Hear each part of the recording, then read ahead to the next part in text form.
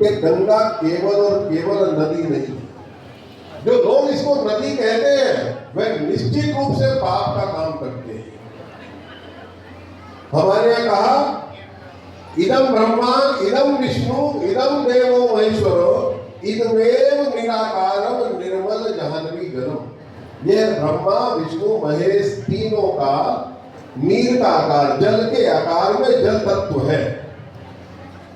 और देवताओं की जब हम विचार करते हैं कि देवता कौन है, तो देवता वह है जिसका जन्म और मृत्यु का पता नहीं है। ना वह कभी जन्म लेगा ना कभी मृत्यु होगी, वही तो देवता है।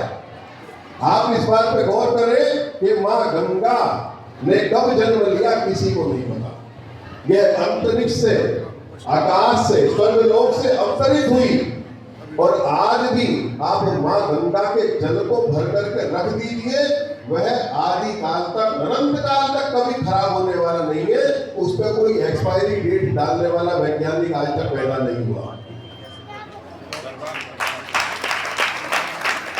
तो जिस तत्व की ना जन्म है ना मृत्यु है, वही देव है। इदम ब्रह्मा इदम विष्णु इदम देवो महेश्वर इदमेव निराकारम निर्मल जाह्नवी जलम। ऐसी मां गंगा के चरणों में मैं प्रणाम करता हूँ। और मैं मां गंगा से ये कहता हूँ कि मां गंगा आप सब पर आशीष बनाए रखे।